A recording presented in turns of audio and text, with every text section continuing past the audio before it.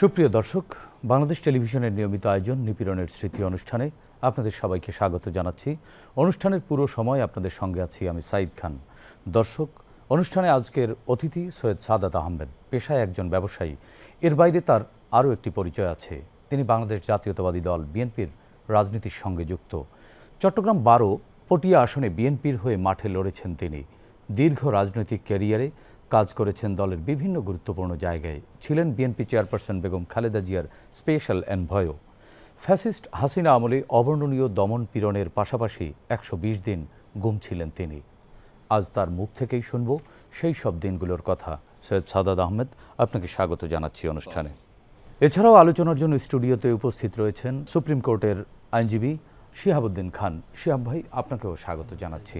প্রিয় দর্শক, মূল আলোচনায় যাওয়ার আগে আমরা আওয়ামী নিপীড়নের শিকার সৈয়দ সাদাত আহমেদের উপর নির্মিত একটি প্রতিবেদন দেখে নেব।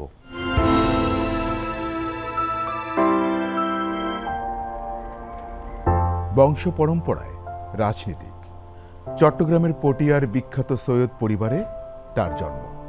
বাবা কর্নেল সৈয়দ শাহাবুদ্দিন আহমেদ, দাদা সৈয়দ ফখরুদ্দিন আহমেদ ও পরদাদা ডক্টর সৈয়দ আতাউল হাকিম আহমেদ ছিলেন জাতীয় রাজনীতিতে অত্যন্ত প্রভাবশালী ও সামাজিকভাবে প্রতিষ্ঠিত। দেশ ও বিদেশে উচ্চশিক্ষা শেষে বাংলাদেশেই থিত হয়েছেন সাদাত আহমেদ। পারিবারিক ঐতিহ্য আর দেশ সেবার বাসনা নিয়ে সক্রিয় রয়েছেন রাজনীতিতে। ফ্যাসিস্ট হাসিনা বিরোধী রাজপথের আন্দোলনে সাদাত আহমেদ এক অকুতভয় সৈনিকের নাম। নিজ নির্বাচনী এলাকা পটিয়ার পাশাপাশি রাজধানীর জাতীয়তাবাদী শক্তির এক অন্যতম অগ্রনায়ক তিনি। 2017 সালের 22 আগস্ট সন্তানকে স্কুল থেকে নিয়ে বাসায় ফেরার পথে বনানী উড়াল সড়কের নিচ থেকে তাকে তুলে নিয়ে যাওয়া হয়। এরপর 120 দিন তিনি নিখোঁজ ছিলেন। পরবর্তীতে একটি সাজানো মামলায় আটক দেখানো হয় সৈয়দ সাদাত আহমেদকে। তার পরের জীবন বর্ণনাতীত অত্যাচারের। এর আগে বিভিন্ন সময় রাজপথেও আওয়ামী সন্ত্রাসীদের আক্রমণের শিকার হন দক্ষিণ চট্টগ্রামের এ সিংহপুরুষ। শত জুলুম, নির্যাতন ও হামলা মামলার পরও তিনি নিবৃত হননি রাজপথে হাসিনা বিরোধী আন্দোলন কর্মসূচি থেকে। সৈয়দ সাদাত আহমেদ জন্ম যার সাধারণ মানুষের সেবার মনোবাসনা নিয়ে। পূর্বপুরুষের পবিত্র রক্তধারা যার ধমনীতে দেশপ্রেমের বীজ অঙ্কুরিত করেছে, তাকে নিবৃত রাখা যায় না। শত নিপীড়ন, নিষ্পেষণেও তাই দুর্বার গতিতে এগিয়ে চলেছেন সামনের দিকে। সাধারণ মানুষের ভালোবাসা আর জাতীয়তাবাদী চেতনায় শানিত সাদাত আহমেদ দেশ ও দেশের মানুষের কল্যাণে নিয়োজিত থেকে সামনের দিকে এগিয়ে যেতে চান দুর্বার গতিতে। দর্শক, প্রতিবেদনটি দেখলাম, এবার শুনব তার সঙ্গে ঘটে যাওয়া নিপীড়নের ঘটনা। সৈয়দ সাদাত আহমেদ, আপনি তো স্বনামধন্য একটি রাজনৈতিক পরিবারের সন্তান, বিদেশে পড়াশোনা করেছেন। রাজনীতিতে কিভাবে জড়ালেন? রাজনীতিতে এসে হাসিনার রোশনালই বা পড়লেন কিভাবে? আমার বাবাও সেনাবাহিনীতে ছিল, সেনাবাহিনীর সদস্য ছিল। জিয়া রহমান সাহেবের ব্যাটম্যান ছিল, ওনার সেকেন্ড অফিসার ছিল। অ্যান্ড ছোটোবেলা থেকে একটা শখ ছিল যে রাজনীতি করব। তো যখন মানে আমাদের স্কুল কলেজ লাইফ থেকে আমরা রাজনীতির সাথে জড়িত হই, বাংলাদেশ জাতীয়তাবাদী দলের কিছু জিনিস আমার পছন্দ ছিল, যেটা বুঝেই মন থেকে মানে জাতীয়তাবাদী দল জয়েন করি। এবং জয়েন করার সাথে সাথে বলবো যে খুব অল্প সময়ে আমি অনেক দূর এগিয়ে গেছিলাম। অ্যান্ড এগিয়ে যাওয়ার পরে আমি বাংলাদেশ জাতীয়তাবাদী দলের নির্বাহী কমিটির সদস্যও হয়েছি। হওয়ার সাথে সাথে বেগম জিয়া আমাদের চেয়ারপারসন, ওনারকে সার্ভ করার সুবিধা পেয়েছি। ওনার আশেপাশে ওনার ব্যক্তিগত কিছু কাজে বা স্পেশাল এনভয় হিসাবে যদি আপনি বলতে চান, তাহলে কিছু কাজ করেছি। আর আমাদের চট্টগ্রাম দক্ষিণ জেলায় আমি সহসভাপতি ছিলাম।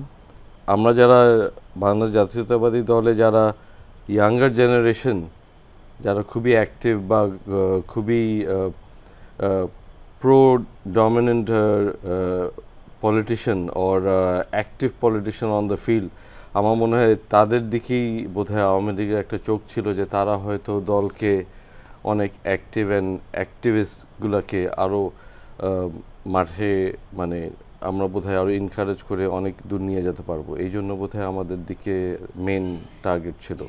সাদাত আহমেদ, আপনার কাছে শুনবো। শিহাব ভাই, আপনি শুনলেন যে রাজনীতি তো একজন নাগরিকের মৌলিক অধিকারের মতোই, এটা গণতান্ত্রিক অধিকার রাজনীতি করার, যে কোনো রাজনৈতিক দল সে করতে পারে, বৈধ রাজনৈতিক দল। তো সেক্ষেত্রে দেশকে ভালোবেসে রাজনীতির প্রতি এক ধরনের ফ্যাসিনেশন ছিল ছোটবেলা থেকে ওনার, যে কারণে উনি রাজনীতিতে জড়িয়ে পড়লেন এবং বিএনপির রাজনীতিতে উনি চেয়ারপারসনের স্পেশাল এনভয় হিসেবে কাজ করেছেন এবং উনি বেশ কিছু দায়িত্ব পালন করেছেন দলের চেয়ারপারসনের হয়ে বিভিন্ন সময়। এই কারণেই কি আসলে সরকার বা ক্ষমতাসীন রাজনৈতিক দলের রোষানলে পড়তে পারে যে কেউ? ওনার বক্তব্যের মাধ্যমে জানলাম যে বেগম খালেদা জিয়ার সাথে ওনার ক্লোজলি কাজ করার সুযোগ হয়েছে এবং উনি যেহেতু আমি জেনেছি যে উনি রাজনৈতিক পরিবারের সন্তান, উনি একজন বিদেশি পড়ুয়া পটেনশিয়াল ইয়াং জেনারেশনের একজন পলিটিশিয়ান এবং স্পেশাল এনভয় বলতে উনি যেটা বোঝাতে চেয়েছেন যে বেগম খালেদা জিয়ার বোধহয় রাজনৈতিকভাবে গুরুত্বপূর্ণ বা গোপনীয় অনেক কাজকর্মের সাথে ওনার ইনভলভমেন্ট ছিল বা সুযোগ তৈরি হয়েছিল বা ওই ঘনিষ্ঠতাটা থাকার কারণে একটি হতে পারে যে উনি বিগত ফ্যাসিস্ট সরকারের চোখে পড়েছেন। আরেকটি হতে পারে উনি যেই অঞ্চলে রাজনীতি করে থাকেন সেই অঞ্চলের যারা বিপক্ষ দলের রাজনীতি করেছেন, ফ্যাসিস্ট দলের যারা রাজনৈতিক হর্তাকর্তা ছিলেন, তাদেরও ইন্ধন থাকতে পারে যে একজন সম্ভাবনাময় জাতীয়তাবাদী দলের এই ধরনের একজন ব্যক্তি যদি রাজনীতিতে উঠে আসে, সে যদি সহজভাবে রাজনীতি করতে পারে, বাধাহীনভাবে রাজনীতি করতে পারে, তাহলে তাদের রাজনৈতিক ক্যারিয়ারও হুমকির মধ্যে পড়তে পারে। জনপ্রিয়তা এবং তার অবস্থান খুব সম্ভবত তাকে গুম করার পেছনে একটি বড় কারণ হয়ে থাকতে পারে। আপনার কাছ থেকে শুনবো শিহাব ভাই আবারও। সাদাত ভাই, আপনি নানামুখী নিপীড়নের মুখে পড়েছিলেন, আপনি গুম হয়েছিলেন কিভাবে, কেন আপনাকে গুম করা হয়েছিল এবং কতদিন কোথায় কিভাবে নির্যাতন নিপীড়ন করা হয়েছিল? গুম হওয়ার পিছে একটা ভেরি সিম্পল রিজন হচ্ছে যে তখন যেই সরকার ছিল, আওয়ামী লীগ সরকার ছিল, ফ্যাসিস্ট সরকার, তাদের একটা খুবই অ্যালার্মিং কনসার্ন হয়ে গেছিল যে এই ইয়াঙ্গার জেনারেশনরা এত প্রেশারের আন্ডারেও কেন অ্যাক্টিভ, কেন তারা সব জায়গায় যাচ্ছে, কেন তারা অ্যাক্টিভলি গ্রামে গঞ্জে, তারপর আপনি যদি বলেন ডিপ্লোম্যাটিক করে, ইভেন আপনি খেয়াল করবেন যে অনেক সময় অনেক স্পেশাল ডে হয়, অনেক এমবাসি, অনেক দেশগুলার ইন্ডিপেন্ডেন্স ডে হয়, যেখানে দুই রাজনৈতিক দল থেকেই মানুষ যায়, অন্য রাজনৈতিক দল থেকেও মানুষ যায়। এখানে দেখা যেত যে আমাদের সিনিয়ররা আমাদেরকে পজিশন করে দিত যে তোমরা আমাদের অ্যাসিস্ট্যান্ট হিসাবে যাবে, আমাদের কাছ থেকে শিখবে। তো আমরাও তখন একটা সুযোগ পেতাম। তো এগুলো সব কিছু হয়তো তাদের জন্য একটা অ্যালার্মিং হয়ে গেছিলো যে একটা ইয়াঙ্গার জেনারেশন, একটা এডুকেটেড ক্লাস যারা পলিটিক্সে ইন্টারেস্ট নিচ্ছে, যারা দেশের জনগণের সাধারণ ক্ষমতা বা রাইট কি এই জিনিসটা তারা বুঝবে আর জনগণকে বুঝাবে। কেন প্রত্যেক মানে একটা স্বাধীন দেশে একটা স্বাধীন নাগরিকের আপনার উপর নিপীড়নটা কিভাবে হয়েছিল, আপনাকে কবে কোথায়? আমাকে বেসিক্যালি র্যাডিসনের পাশ থেকে একটা কার্ভ রোড আছে, ওই রোড থেকে আমাকে পিক আপ করা হয়েছে। কত সালে, কত তারিখ? এটা 16 সালে। আমি আমার ছেলেকে নিয়ে ধানমন্ডি মাঠ পর্যন্ত যাচ্ছিলাম। তো সেনানিবাসে ঢোকার আগেই গেটের সামনে থেকে আমার গাড়িটাকে চাপাইয়ে দেওয়া হয় 3টা মাইক্রোবাস দিয়ে। তারপর মাইক্রোবাস থেকে প্রায় অনেকজন মানুষই নেমে আসে, সবার হাতেই গান থাকে। তো বাচ্চাকে গাড়িতে দেখে হয়তো গানটা পয়েন্ট করে নেই, জাস্ট নিচে রেখেছে শো করার জন্য, আমাকে ভিজিবল করার জন্য, বোঝানোর জন্য যে আমাদের হাতে ইয়ে আছে। তো ম্যাক্সিমাম আমি তখন এটাই চিন্তা করে দেখলাম যে এই সিচুয়েশনে আমার কিছু করার নাই। তো আমি গ্লাসটা নামায় জিজ্ঞেস করলাম আমার পাশে যিনি আসলো যে আপনার পরিচয়টা। তো উনি ওনার মানে একটা আইডি কার্ড শো করলো, আপনার গোয়েন্দা সংস্থার আইডি কার্ড। তো কোন সংস্থা ছিল ওটি? এটা মানে আমাদের দেশে যে 7টা গোয়েন্দা সংস্থা আছে এদের মধ্যে সবচেয়ে সিনিয়র মোস্ট তাদের। তো আমি যেহেতু সেনাবাহিনীর পরিবারের সন্তান, আমি দেখে অতটুক বুঝেছি আর অতটুক তো দেখে বড় হয়েছি আমরা। তো আমি শুধু একটা জিনিসই বলেছি যে আমার বাচ্চাটাকে ফ্যামিলির কাছে যেতে দেন, আমি আপনাদের সাথে আসছি, অসুবিধা নাই, ওকে বাসায় পৌঁছে দেন। এতটুকু বলেই আমি গাড়ি থেকে নেমেছি। তখন তারা আমাকে মাইক্রোবাসে নিয়ে যায়, মাইক্রোবাসে বসায়। মাইক্রোবাসের দরজা যখন বন্ধ করে বা আমি বাচ্চার দিকে তাকিয়েছিলাম, তো দেখছিলাম যে সে অনেক প্যানিকড হয়ে গেছিলো, অনেক ট্রমাটাইজ হয়ে গেছিলো। দরজা বন্ধ হওয়ার সাথে সাথে পিছের আরেকজন বসা ছিল, উনি চোখ বেঁধে ফেলে, চোখ বেঁধে একটা টুপি পরায় দেয় বা কাপড় দিয়ে দেয়। আর সামনে মানুষ যিনি বসেছিল উনি বললো যে হাতটা সিটের উপরে রাখেন, সিটে রাখার সাথে সাথে হ্যান্ডকাফ করে দেয়। বাচ্চাকে কি তখন আপনাকে আটকাতে চায়নি, বা বাচ্চার বয়স কত ছিল তখন? ও তখন 14 ছিল, 14-15 ছিল, প্লাস তখন 8-এ পড়ে। আপনার বাচ্চা কি কোনো প্রশ্ন করেনি যে কেন? ও অনেক প্যানিকড হয়ে গেছিল, কেন এতজন মানুষ হাতে অস্ত্র দেখে সে প্যানিকড হয়ে গেছিল। তো আমি ওকে ম্যাক্সিমাম বলার সময় পেয়েছি যে বাবা চিন্তা করো না, আঙ্কেলরা তোমাকে বাসায় পৌঁছায় দিবে। আমি একটু, মানে আপনার গাড়িতে কি ড্রাইভার ছিলেন?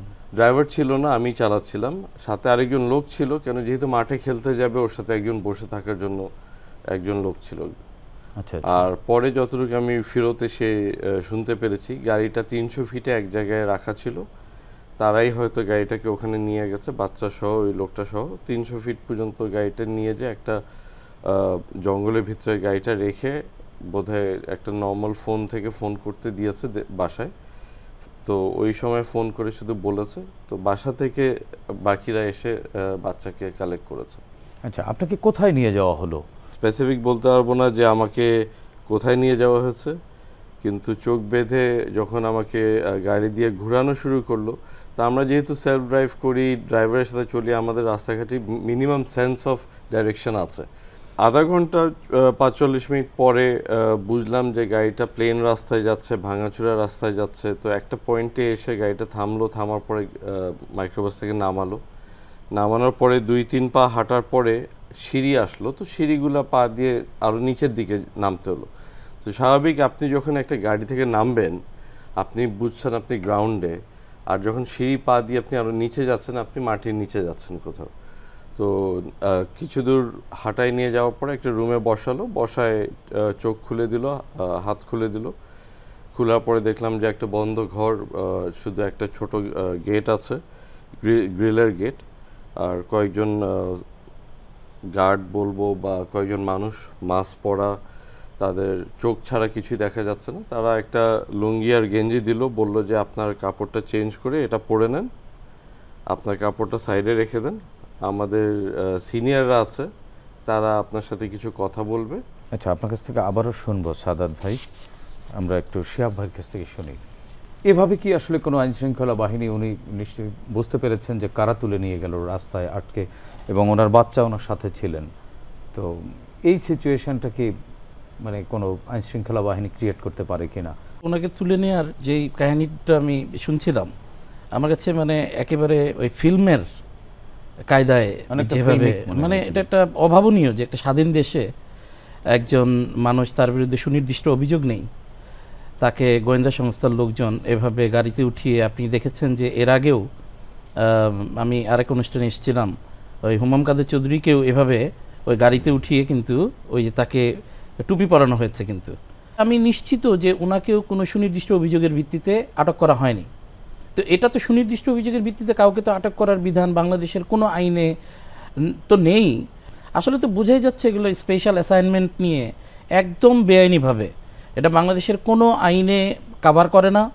তারা এই যেই প্রক্রিয়ায় তাকে নিয়ে হাত বেঁধে তাকে এরকম একটি অপরিচিত জায়গায়, যে জায়গায় উনি চেনেন না, তাকে কি কারণে গ্রেপ্তার করা হয়েছে সেই বিষয়ে তাকে কোনো বর্ণনা দেওয়া হয় নাই।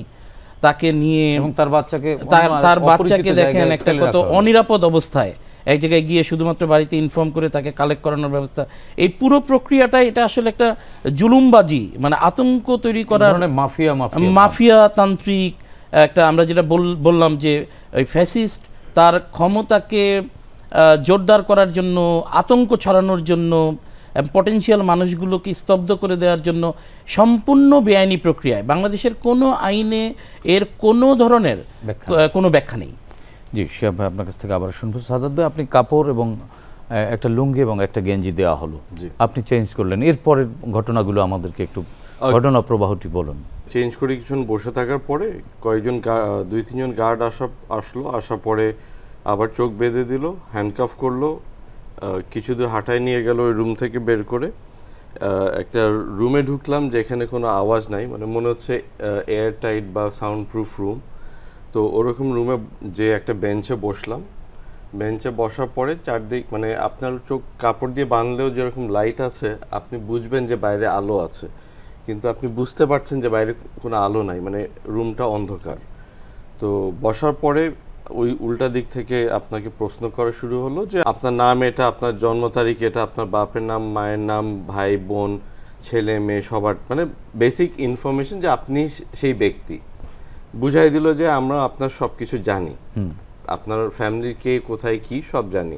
তো এটা হচ্ছে একটা মানসিক চাপ সৃষ্টি করা যে আমি অ্যাওয়্যার যে আমার পুরা ডাটা তাদের কাছে আছে। তাদের কাছে আছে। তারপর বলল যে আমরা আপনাকে কিছু প্রশ্ন করতে চাই, এগুলা যদি আপনি সঠিকভাবে উত্তর দেন, আমরা যদি ওটা বুঝে পাই তাহলে they should be no problem, আপনাকে আমরা হয়তো ছেড়ে দেবো। আমি যখন শুধু জানতে চাই যে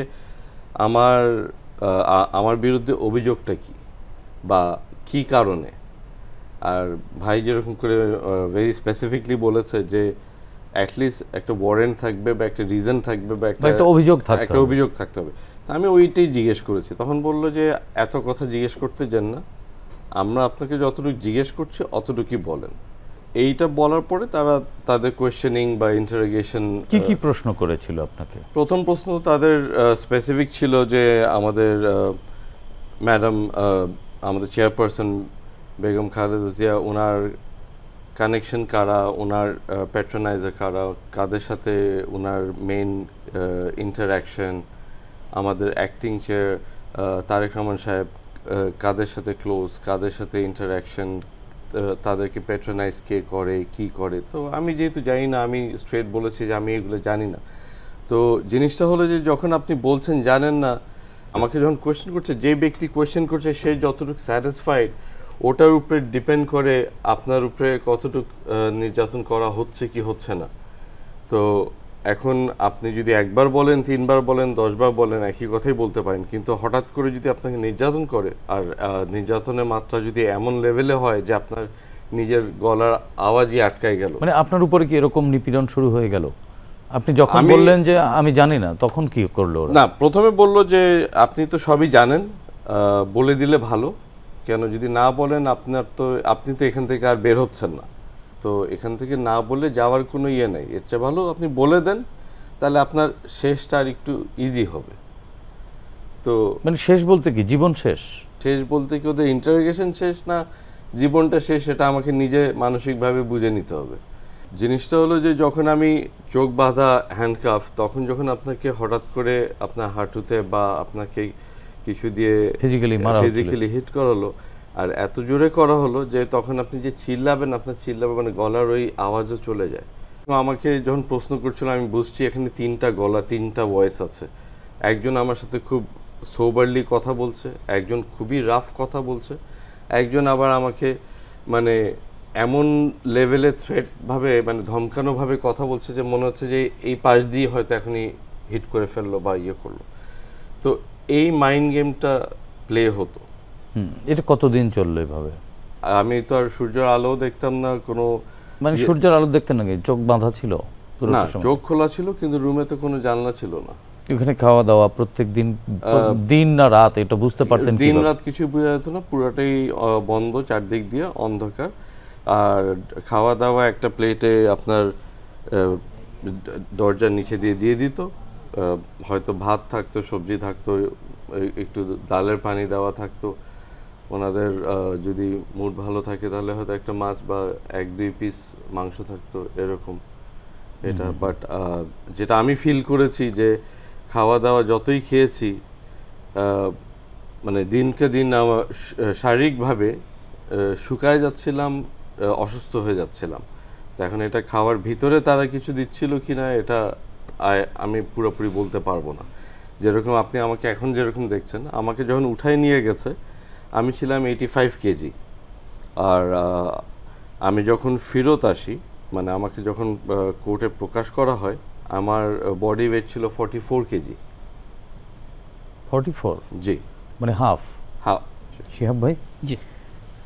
তার বিরুদ্ধে কোনো অভিযোগ ছিল না, তাকে প্রাণে মেরে ফেলবার হুমকি দেওয়া হয়েছিল এবং বলা হচ্ছিল এটাই তো আপনার শেষ ইন্টারোগেশন শেষ না জীবন শেষ, তা কিন্তু সাদাত আহমেদ বুঝতে পারেননি।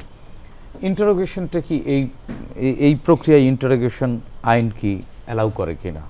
না, কোনো গোয়েন্দা সংস্থার এই আইনগত এখতিয়ার নেই। ইন্টারোগেশন আপনি যেটা যদি থানার ক্ষেত্রে পুলিশের কিছু আমাদের যে ফৌজদারি কার্যবিধিতে কিছু এখতিয়ার আছে, সেগুলো কোন লেভেলে করতে পারবে সেগুলোর এখতিয়ার আছে। কিছু কিছু ক্ষেত্রে আপনি জানেন যে রিমান্ডের মাধ্যমে ওটা আদালতের অনুমতি নিয়ে করতে হয়। এখন তো এই রিমান্ডের ক্ষেত্রে উচ্চ আদালতের নির্দেশনাও আছে যে এগুলোর ক্ষেত্রেও অনেক সাবধানতার সাথে সেই ইন্টারোগেশন করতে হয়। সো উনাকে যেটা করা হয়েছে অ্যাবসলিউটলি ইলিগাল, এবং this was connected with a crime against humanity. আপনি জানেন যে আইনশাস্ত্রে এই জায়গাটুকুর ব্যাখ্যা কি আছে? রিসেন্ট আমাদের অন্তর্বর্তী সরকার যেই মানবতা বিরোধী অপরাধের যে আইনটি ছিল, যেটি আসলে ফেসিস্ট হাসিনার আমলে করা, ওই আইনে একটি সংশোধনী আনা হয়েছে অধ্যাদেশের মাধ্যমে। সেখানে যেটা এই গুমের অপরাধটা ছিল না, এই গুমকে অন্তর্ভুক্ত করা হয়েছে। এই গুমের অপরাধের সাথে আরও কিছু অপরাধকে অন্তর্ভুক্ত করা হয়েছে, যেহেতু আন্তর্জাতিকভাবে এই গুম কিন্তু রাষ্ট্রের নিয়ন্ত্রণে, রাষ্ট্রের তত্ত্বাবধানে গুমটা করা হয়েছে। এখানে একটি বিষয় কিন্তু রয়ে গেছে যে বিচার বিভাগ যদি স্বাধীন না হয়, সেক্ষেত্রে রাষ্ট্রের বিরুদ্ধে ব্যবস্থা নিতে পারবে। বিচার বিভাগ স্বাধীনতার সাথে তো আসলে ন্যায় বিচার প্রাপ্তির সম্পর্কটা খুবই অঙ্গাঙ্গিভাবে জড়িত। এটা তো ঠিক যে আপনি যেমন আমরা বলে থাকি যে পুলিশের বিচার যদি পুলিশকে দিয়ে করানো হয়, কতটুকু সেটা ন্যায় বিচার পাওয়া যাবে। আমি যেই জায়গাটা বলছিলাম যে আপনি জানেন যে ইউনাইটেড নেশনসের ইন্টারন্যাশনাল কনভেনশন আছে এনফোর্স ডিসঅ্যাপিয়ারেন্সের বিষয়ে, যেটার কিন্তু সিগনেটরি হতে, অর্থাৎ সেখানে স্বাক্ষর করতে কিন্তু এই ফেসিস্ট হাসিনা বরাবর অস্বীকার করেছে। এবং এই 5ই আগস্টের পরে খুব সম্ভবত 29 অগাস্ট ইউনূস সাহেব সেটাকে রেটিফাই করেছেন ফর দ্য ফার্স্ট টাইম। এবং ওনারা কিন্তু এই গুম যেহেতু তারা চালু করেছেন, গুম তারা অব্যাহত রেখেছিলেন, এবং তারা ইন্টারন্যাশনাল কনভেনশনকে তোয়াক্কা না করে তারা কিন্তু সেটাকে চালু রাখার মানসিকতা রেখেই সেটাকে বারে বারে ইউএন থেকে তাদেরকে নোটিফিকেশন দেওয়ার পরেও তারা কিন্তু সেটাকে স্বাক্ষর করে নাই। এটাও আমি মনে করি যে গুম সংক্রান্ত বিষয়ে যখন বিচার কার্যক্রম পরিচালনা হবে, তাদের মোটিভ ইন্টেনশন প্রমাণের জন্য এটাও একটা ওয়ান অফ দ্য কি পয়েন্টস হতে পারে, যে তারা যে গুমটাকে তাদের মতো করে চালু রেখেছিল ইন্টারন্যাশনাল কনভেনশনকে, এটাও এক ধরনের ক্রাইম। জি, শিহাব আপনার কাছ থেকে শুনবো। সৈয়দ সাদাত আহমেদ, আপনি বলছিলেন যে আপনাকে প্রতিনিয়ত নিপীড়ন করা হতো, নির্যাতন করা হতো, ফিজিক্যালি, মেন্টালি, এভাবে কি প্রতিদিন, না ওই একবার ইন্টারোগেশনের পরে এরপরে আর আপনাকে ডাকা হয়নি? বেসিক্যালি প্রথম দিন ইন্টারোগেশন করার পরে রুমে দিয়ে দেয়, তারপরে হয়তো কোনো টাইম টেবিল নাই, আমি জানি না আমি হয়তো কোন সময় ঘুমাচ্ছি, কোন সময় উঠছি। তো এমনও হয় যে ঠিক আপনি ঘুমায় আছেন, তখন এসে আপনাকে উঠায় নিয়ে চলে গেল, আপনি ঘুমের ঘরে ওর মধ্যে নিয়ে যে আবার বসায় দিল। তো এটা কত ঘন্টা পরে বা কয়দিন পরে এটা বোঝা যেত না। আর ইন্টারোগেশন যেটা আমি বুঝি যে আমাকে প্রশ্ন করা বা ফিজিক্যাল টর্চার করা, এটা প্রথম 1 মাসের মতো আমার হিসাবে। কেন আমরা যেটা করতাম, মানে আমরা তো সিনেমা দেখে অনেক কিছু শিখেছি ছোটোবেলা থেকে, তো রুমের এক কোনায় একটু হলেও দাগ দিয়ে রাখতাম যে একটা হিসাব মিলানোর জন্য যে কয়দিন হয়। তো ওরকম করে রাত বুঝতেন, হিসেবটা করতেন কিভাবে? খানার ইয়ের সাথে, যেহেতু খানা দিত নাস্তা, তারপর দুপুরে ওই খানাটাকে হিসাব করতাম। আর বাথরুম নিত 5 বার, কেন জিজ্ঞেস করতো যে নামাজ পড়েন কিনা, তো যেহেতু নামাজ পড়ি আমি বলতাম যে হ্যাঁ আল্লাহর রহমতে নামাজ পড়ি। তো 5 বার অজু করার জন্য বাথরুমে নিত, আর বলে দিত যে আপনি যা করার এই সময়ই করতে হবে, আপনার এই 5 বারের মধ্যেই অজু করার সময়ই করতে হবে। এমন না যে আপনি বাথরুমে যে আপনি আপনার মতো বাথরুমের দরজার মধ্যে একটা হোল থাকতো, ওখানে হয়তো কেউ চোখ দিয়ে দাঁড়ায় থাকতো বা একটা সিসিটিভি থাকতো। এখন আপনি চান না চান আপনার বাথরুম লেগেছে, আপনাকে বাথরুম করতে হবে। তো এরকম করে প্রথম 1 মাসের মতো দেখলাম প্রায় টানা নিয়ে যেত ইন্টারোগেশন, প্রশ্ন হতো, প্রশ্ন হয়তো ওনারা পরে ক্রস চেক, একই টাইপের প্রশ্ন, একটা থেকে একটা লিঙ্ক করে, যে আপনি তো এটা ভুল বলেছেন, এটা তো গতবার যেটা বলেছেন না, এটা তো আমরা সঠিক পাচ্ছি না, তো ওটা থেকে আরেকটা প্রশ্ন। তো এখন আমার তো কিছু করার নাই, আমি যতটুকু জানি আমি অতটুকুই বলবো, এখন আমি তো বানায় বলতে পারি না। একটা পর্যায়ে যে আবার এমনও পয়েন্ট আসলো যে আপনাকে নিয়ে আপনাদের মহাসচিব এত ইন্সপায়ার্ড কেন, এত এটা নিয়ে প্রেস কনফারেন্স করছে কেন, উনি এটা নিয়ে এত মানে আপনি এত ইম্পর্টেন্ট কেন হয়ে গেলেন, আপনি এত ইয়াঙ্গার এজে নির্বাহী কমিটির সদস্য হয়ে গেলেন, আপনি এত ক্লোজ হয়ে গেলেন, তার উপরে আপনি গুরুত্বপূর্ণ কয়েকটা দায়িত্ব পালন করে ফেলেছেন কেন, আর আপনাদের মহাসচিব আপনাকে নিয়ে এত আলাপ আলোচনা কেন করছে। তো এটাও একটা, তো আমি তখন মানে আমার তো আর তখন বলার কিছু নাই, কেন প্রথম এক সপ্তাহ পরে আপনার ভিতর থেকে ওই ইয়েটা চলে যায়, কেন আপনি জানেন যে আপনার আর কিছু নাই, হ্যাঁ, কেন আপনার হোপও নাই, আপনার আশাও নাই, যা হবে এখানেই হবে। এক সপ্তাহ পরে আপনার মধ্যে কোন ফিলিংটা কাজ করলো? ফার্স্টে আমি ভেবেছিলাম যে না, হয়তো কোনো কোশ্চেনস আছে, কোনো ক্লিয়ারিং কিছু পয়েন্টস আছে, যেটা ক্লিয়ার হলে হয়তো ছেড়ে দিবে। এক সপ্তাহ যাওয়ার পরে বুঝলাম যে না, হয়তো আমার পরিবার আর আমাকে এক্সপেক্ট করছে না, হয়তো আমার পরিবার হয়তো আর জানে না যে আমি আছি কিনা, আর আমিও জানি না যে আমার পরিবারের কি অবস্থা, আর আমি মানে খোঁজ নেওয়ারও আমার আর কোনো ওই সময়টাতে আসলে কোন কোন স্মৃতিগুলো আপনাকে সবচেয়ে বেশি পেইন দিত এবং আপনি নিজেকে তখন সান্ত্বনা দিতে পারতেন কিনা? বাবা মার কথা তো সবসময় মনে আসতো, বউয়ের কথা মনে আসতো, বাচ্চাদের কথা মনে আসতো, তো গুড টাইমসগুলো মনে করতাম আর কি। নিজেকে কি মানে সান্ত্বনা দিতে পারতেন? সান্ত্বনা দেওয়ার তো কোনো ইয়ে নেই, আপনি একা একটা রুমে, তো আপনি ম্যাক্সিমাম করতে পারতেন, দোয়া পড়তে পারতেন, আপনি নামাজ পড়তে পারতেন, আর গার্ডদের সাথে মানে আপনার দরজার সামনে দিয়ে গার্ডরা হাঁটছে, তাদের সাথে কথা বলার সুযোগ ছিল না, চেষ্টা করতাম, বলতো না তারা, তেমন একটা বলতো না, এক দুইজন মাঝে মধ্যে যে সান্ত্বনা দেওয়ার জন্য একটু থেমে বলে যেত। কেমন সান্ত্বনা দিত? ভাষাগুলো কেমন ছিল?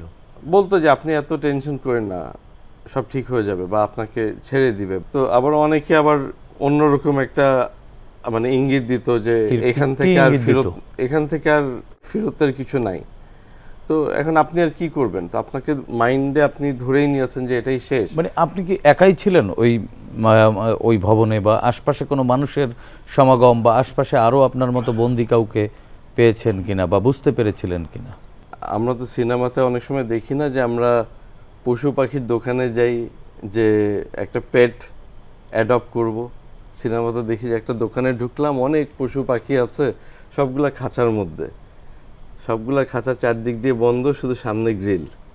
তো জিনিসটা এমন ছিল যে আমি যেই রুমে ছিলাম চারদিক দিয়ে শুধু দেওয়াল, শুধু সামনে একটা ছোট গ্রিলের দরজা, তো পাশেও একটা রুম ছিল, তার পাশেও একটা ছিল, কিন্তু কেউ কথা বলতো না। কিন্তু আমরা সবাই মরস কোড বা টোকা দিয়ে, মানে একজন টোকা দিলে আরেকজন হয়তো অনেকক্ষণ পরে আরেকটা টোকা দিত যে হ্যাঁ, তো আমরা বুঝতাম যে আচ্ছা আছে। তারপর মনে করেন এখন আমি ইচ্ছা করে করলাম, আরেকজন ওদিক থেকে একটা হাঁচি দিল, সো ওইভাবে আপনি আর কি ইউ ক্যান স্টার্ট আন্ডারস্ট্যান্ডিং যে না, এখানে আরো অনেক মানুষ আছে। তো সর্বশেষ কেন ছেড়ে দিল, কতদিন পরে ছাড়লো, এবং আমাকে প্রথম 1 মাস ইন্টারোগেশন হলো। ইন্টারোগেশন করার পরে স্পেসিফিকলি আমাকে যেরকম আমাদের সেক্রেটারি জেনারেলের কথা জিজ্ঞেস করা হলো যে উনি কেন কথা বলছে, তারপর আরেকবার এসে আমাকে জিজ্ঞেস করলো যে আমাদের major general so and so আপনার কথা কেন ইনকোয়ারি করছে। আমি বুঝছি ওনার নাম, আমার রিকালেকশনে আসছে যে আমি ওনার নাম শুনেছি, তো আমি রিপ্লাই দিতাম আমি কি জানি, আপনাদের স্যার আপনাকে জিজ্ঞেস করেন। তো তখন দেখা যেত ওই আপনার ফিজিক্যাল টর্চার বলেন বা যেটা বলেন, এটার মধ্যে গালাগালি করতো। তো গালাগালির মাত্রা ছিল কি যে কিছু ওয়ার্ড ইউজ করতো যেটা সাধারণত ডিফেন্স পার্সোনালরা ইউজ করে। ছোটোবেলা থেকে যা দেখে এসছি যে তারা কিছু গালির বেশি দিতে পারে না। তো তখন হয় কি মানসিকভাবে এমন, মানে এটা আপনি মেন্টালও বলতে পারেন, তখন হেসে বলেই দিতাম যে আপনারা যে ইউনিফর্ম পরে আছেন আমি ওই ইউনিফর্মেরই ঘরের ছেলে।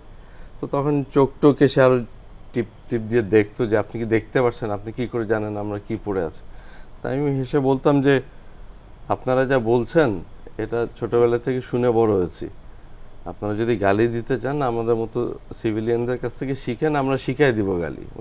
মানে হয় না, আপনি ইউ লুজ ইউর মাইন্ড, তখন আপনি অনেক রকম কথাই বলে ফেলেন, কেন আপনার তখন আর কিছু থাকে না, আপনার আর কিছু নাই, কেন আপনি জানেন এটাই শেষ। কতদিন পরে ছাড়লো এবং ছাড়বার এক প্রক্রিয়াটা কি মাস ছিল? পরে আমি যা বুঝলাম, 1 মাস পরে আমাকে আর ডাকাডাকি হয় নাই। আমাকে লাস্ট ইন্টারোগেশনে এরকম কিছু কাগজ দিয়েছিল, 13টা কাগজ। মানে তখন কি দেখছিলেন? না, আমার চোখ বাঁধাই ছিল। কাগজ দিয়ে আমাকে বললো যে আপনার সামনে কাগজ দিয়েছি, একটা পেন্সিল দিলাম, এটা আপনি রুমে নিয়ে যান। রুমে নিয়ে যেয়ে আপনি আপনার মতো যা লিখতে চান লিখে দেন, কেন যেহেতু আপনি বলছেন না কিছু, আপনি লিখে দেন। আমরা আপনার লিখিত স্টেটমেন্টটা রাখবো, কিন্তু দরকার নেই, আপনি যদি সই না করতে চান করেন না। তখন চিন্তা করলাম যে ছোটোবেলায় তো অনেক রচনা লিখেছি, তো ভাবলাম যে নেশন ফার্স্ট থিওরিটা লিখি। তো নেশন ফার্স্ট থিওরি লিখলাম যে সেনাবাহিনীর কর্তব্য কী, সেনাবাহিনী যখন ইউনিফর্মটা পরে তারা কি ওত নেয়, দেশের প্রতি দায়িত্ব কী, বাংলাদেশ জাতীয়তাবাদী দল যখন জয়েন করি আমি কি ওত নিয়ে জয়েন করেছি, আমার কর্তব্য কী, একটা দেশের একটা পলিটিক্যাল পার্টি একটা জাতীয়তাবাদী দলের দেশের প্রতি কর্তব্য কী, এগুলো লিখে আমি 13টা পেজ ভরে দিলাম। তো আমাকে তখন ডাকা হলো, ডাকার পরে জিজ্ঞেস করা হলো যে আপনি কি আমাদের সাথে ফাইজলামি করেন? আমি বললাম যে না, মানে তখন মানে হয় না স্যার হিসাবে রেফার করছিলাম, কেন বুঝতে পারলাম যে উনি অনেক সিনিয়র। তো বললাম যে না স্যার, ফাইজলামি করবো কেন? তো বললো যে তাহলে আপনাকে এগুলো লিখতে কে বলেছে? আমি আপনার কাছে তথ্য চেয়েছি। তাই আমি বলছি আমার কাছে এটাই তথ্য আছে, আমি এটা শিখেই বড় হয়েছি যে আমার দেশের প্রতি আমার দায়িত্বটা কী, অ্যান্ড আমি this is the norms of my life. এটা বলার পরে তখন যেটা বললাম যে কিছু 3 জন মানুষ প্রশ্ন করছে, তো কিছু ভাষা আছে, বাংলা ভাষায় কিছু শব্দ যেটা আমার কানে বেজেছে, যেটা হলো আপনি নিশ্চয়ই আমাকে আসার পরে বলেন নাই যে দাদা জল খান। তো ওই জিনিসটা আমাকে খুবই অ্যালার্ম করেছে। জি, তারা ওই ভাষায় কথা বলছে। হ্যাঁ, মানে একজন যখন ওই ভাষায় কিছু প্রশ্ন করছে, হ্যাঁ, ওটা আমাকে একটু ট্রিগার করেছে। যে তো এটার পরে যখন আমি সেলে গেছি, সেলে যাওয়ার পরে আমি গার্ডকে কয়েকবার জিজ্ঞেস করেছি আমি আছি কোথায়, মানে আমি আসলে কোথায় আছি, মানে দেশে আছি নাকি দেশের বাইরে আছি। সবসময় গার্ডরা কথা বলতো না, মাঝে মধ্যে বলতো, মাঝে মধ্যে বলতো না। তারপরে ছাড়া হলো কিভাবে, ছোট করে বলুন। আমাকে কতদিন আমাকে হঠাৎ করে একদিন একটা গার্ড বলেছিল যেই দিন দেখবেন যে আপনার পুরনো কাপড় নিয়ে আসছে, বুঝবেন যে আপনার এটার পরে নেক্সট স্টেপে যাচ্ছেন। তো একদিন দেখলাম যে আমার পুরনো কাপড় এনে বললো যে আপনার আগের কাপড় পরে নেন আর লুঙ্গি গেঞ্জিটা সাইডে রেখে দেন। পুরনো কাপড় পরার পরে মাইক্রোবাসে উঠলাম। এই কাপড় কি তখন গায়ে লেগেছিল? হ্যাঁ লেগেছে, কিন্তু ফিট হয়নি, মানে অনেক লুজ হয়ে গেছিলো, মনে হচ্ছিল আমি অনেক মানে আমার দাদার কাপড় পরে আছি। মাইক্রোবাসে অনেক দূর গেলাম, যাওয়ার পরে কোনো একটা বিল্ডিংয়ে নামলাম, রুমে নিল, বেঞ্চে বসালো, 2 জন অফিসার 2 জনকে হয়তো স্যালুট করলো বা কিছু, মানে এটা যা বুঝতে পারছি চোখ বাঁধা অবস্থায়। তো একটা টিম অবভিয়াসলি ওখানে আমাকে হ্যান্ড ওভার করে চলে গেল। গাড়িতে যাওয়ার সময় শুধু আমার সামনে পিছে যারা বসেছিল তাদেরকে জিজ্ঞেস করছিলাম যে আমাকে কি ছেড়ে দেওয়া হচ্ছে? তো বলছে আপনাকে ক্লিয়ার করে দেওয়া হচ্ছে। তো এটা বলার সাথে সাথে তখন চিন্তা করলাম যে ক্লিয়ার বলতে আমরা রাজনৈতিক ইয়েতে যা বুঝি, এমনও তো হতে পারে যে আমাকে ছেড়ে হয়তো ক্রস ফায়ারে দেখাই দিবে বা এরকম কিছু হবে। তো তখন আল্লাহর কাছে মানে করলাম যে আল্লাহ মাফ করে দিও সব কিছু, আর পরিবারে যা বেঁচে আছে তাদেরকে দেখে রেখো। পরে যখন ওই ঘরে গেলাম আর একটু হ্যান্ড ওভার হয়েছে এটা বুঝলাম, কিছুক্ষণ পরে একজন বলল যে স্যারের হ্যান্ডকাফ খুলে দাও আর চোখটা খুলো। খোলার সাথে সাথে চোখ ঘোলা হয়ে গেল অনেক আলো দেখে। কিছুক্ষণ পরে দেখলাম সব ইউনিফর্মওয়ালা পুলিশে ডিবির লোকজন দাঁড়ানো। তারপর বুঝলাম আমার সামনে এডিসি গুলশান বসা আছে। উনি আমাকে বললো যে ভাই ইফ ইউ ডোন্ট মাইন্ড আপনি পানি খান, আপনাকে চা নাস্তা দিচ্ছে, আপনি চেলে ওয়াশরুম থেকে ফ্রেশ আপ হয়ে রিল্যাক্স করেন, আপনি টেনশন নেন না এখন। তো এটা বলার পরে আমি এক্সপেক্ট করলাম যে থাক অ্যাটলিস্ট হয়তো এখন যখন ডিবি পর্যন্ত এসছি মেবি এরপরে হয়তো আমি রিলিজ হয়ে যাব। তারপরে যা বুঝলাম যে আমি ডিবির ওখানে আমাকে 28 দিন রাখা হয়েছে। তো ডিবির এডিসির এক্সটেনশন রুম ছিল, এক্সটেনশন রুমে রাখা হয়েছে, ওনাদের লক আপে বা ওনাদের লক বইতে এন্ট্রি দেওয়া হয় নাই। তো ওখানে যখন ছিলাম তো ওখানে আরেকজন আয়নাঘর থেকে আরেকজন ইনমেটকেও আনা হয়েছে, তো সেও ওই এক্সটেনশন রুমে ছিল। তো সে বারবার শুধু একটা কথাই বলছে যে ভাই শুধু দোয়া করেন আমাদেরকে যেন আবিষ্কার করে দেয়, আমাদেরকে যেন আবিষ্কার করে দেয়। তো আমি তো বললাম যে ভাই আবিষ্কার করা মানে বুঝলাম না ব্যাপারটা। তো বলে যতদিন আপনাকে আবিষ্কার না করছে তার মানে আপনি কিন্তু যে কোনো মুহূর্তে শেষ হয়ে যাচ্ছে। তো তখন অনেক কিছু ক্লিয়ার হলো।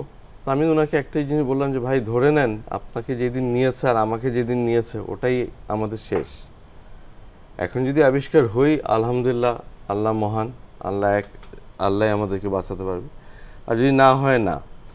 তো এর মাঝখানে ডিবিরও কিছু কোয়েশ্চেনিং ছিল, ইন্টারোগেশন ছিল, বাট অত ইন্টেন্স কিছু না। আর তারা এমন না যে ফিজিক্যাল টর্চার করেনি, না তারা ফিজিক্যাল না, বাট মানসিক টর্চার করতো। কি মনে করেন আপনার পাশেই হয়তো অন্য কাকেও পিটায় একদম শেষ করে শুয়ে দিচ্ছে, তো মানসিক যন্ত্রণা। হ্যাঁ।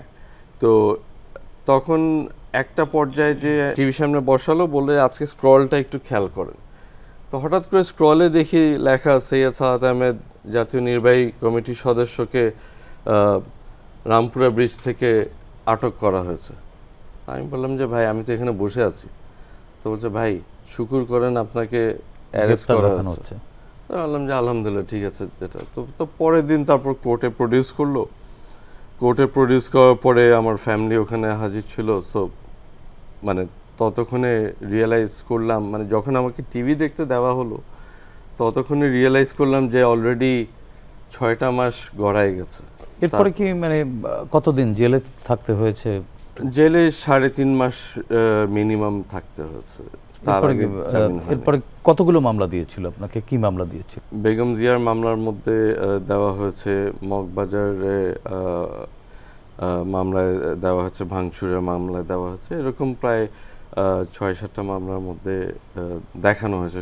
মানে হ্যাঁ, মানে যেটা 15 সালের 14 সালের এগুলার মানে আগে পরের অনেকগুলো মামলা এগুলো মামলার মধ্যে দেখানো হয়েছে।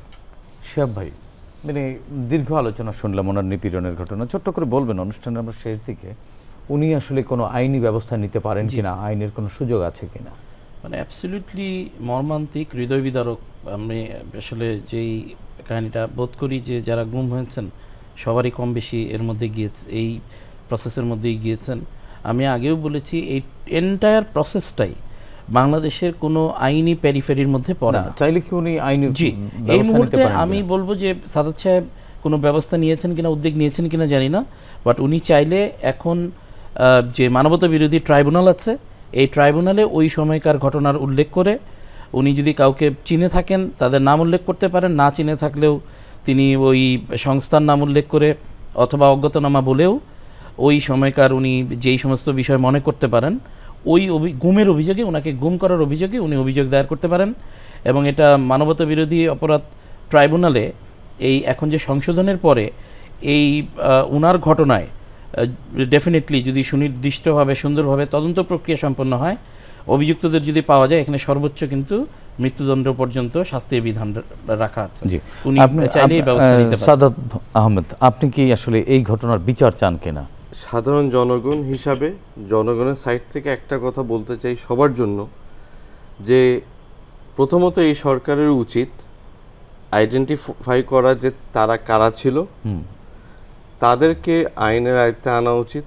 ইটস নট যে আমি রিটার্ন কমপ্লেন দিলাম বা দিলাম, গুম কমিশনে আমি দিলাম, ওটা আমি অবশ্যই দিব, কিন্তু এই সরকারের একটা আইডেন্টিফাই করা উচিত, কেন তারা জানে কোন কমিটি করেছে, কারা করেছে, তাদেরকে বিচারের আয়ত্তে আনা উচিত। এক, দ্বিতীয়, আপনাদের একটা অর্ডিন্যান্স হওয়া উচিত যে এই গুম খুন এগুলা যেন এই দেশে আর না হয়, বেসিক্যালি কোনো দেশই না হয়, বাট এই দেশে যেন না হয়। সাধারণ জনগণের ইন্ডিপেন্ডেন্ট রাইট, এটা কোন টেবিলে যে বা কোথায় যে তারা মানে বিচারটা চাবে, বা উনি যেরকম বলছিল যে একটা ফ্রি বডি যারা not deprive by or suppress by any government. তো আমার কথা হচ্ছে বিচার তো হওয়াই উচিত, আর এই সরকারের এটা করা উচিত। আর সবচেয়ে বড় জিনিস হচ্ছে আমি হয়তো আল্লাহর রহমতে ফেরত এসেছি, অনেকেই ফেরেনি আজ। অনেকে হয়তো ফেরত আসে নাই। ইলিয়াস ভাই এখন পর্যন্ত আমরা জানি না, এরকম হয়তো অনেক বাপ মা ছেলে মেয়ে অনেকজন, কিন্তু এই সরকারের ওই পরিবারদেরকে বলা উচিত। আপনি কি বিচার চান কিনা আপনার সাথে? আমি চাই, কিন্তু একই সাথে আমি এটাও জানতে চাই সবগুলো ঘটনা উদ্ঘাটিত হোক। আমি চাই যে বাকি পরিবার জানুক যে তারা আছে কি নাই বা কি অবস্থায় আছে। ধন্যবাদ সৈয়দ সাদাত আহমেদ, ধন্যবাদ ব্যারিস্টার শিহাব উদ্দিন খান। প্রিয় দর্শক, শেখ হাসিনা আধুনিক কালের একজন পুরনো স্বৈরাচার, যার মস্তিষ্কের ভেতর ছিল কেবলই ক্ষমতার জন্য খুন গুম তার কাছে ছিল মামুলি ব্যাপার। আমাদের আজকের অনুষ্ঠানে অতিথি রাজনীতিক সৈয়দ সাদাত আহমেদও হাসিনার আক্রোশের শিকার হয়েছিলেন। 120 দিনের গুম জীবন, কারাগারের রিমান্ড আর রাজপথে আওয়ামী সন্ত্রাসীদের হাতে হামলার শিকার সৈয়দ সাদাত বেঁচে আছেন। তিনি তার নির্বাচনী এলাকার মানুষের কাছে অসম্ভব জনপ্রিয় একজন নেতা, অথচ তার উপর নিপীড়নের স্টিম রোলার চালিয়েছিল আজ তারা জনধিকৃত। গণপ্রতিরোধের মুখে আজ তারা পলাতক। এই হলো নিয়তি, এই হলো হাসিনার ক্ষমতার উচ্চভিলাষের ফলাফল। দর্শক, এই অনুষ্ঠানে চাইলে আপনিও যোগ দিতে পারেন। আমাদের ইমেইল nipironersriti.btv@gmail.com-এ পাঠাতে পারেন আপনার সঙ্গে ঘটে যাওয়া যে কোনো নিপীড়নের ঘটনা। আগামীতে বাংলাদেশ টেলিভিশনের মাধ্যমে আমরা তুলে ধরতে চাই সেই সব গল্প। সে পর্যন্ত সবাই ভালো থাকুন, সুস্থ থাকুন, বাংলাদেশ টেলিভিশনের সঙ্গেই থাকুন। আল্লাহ হাফেজ।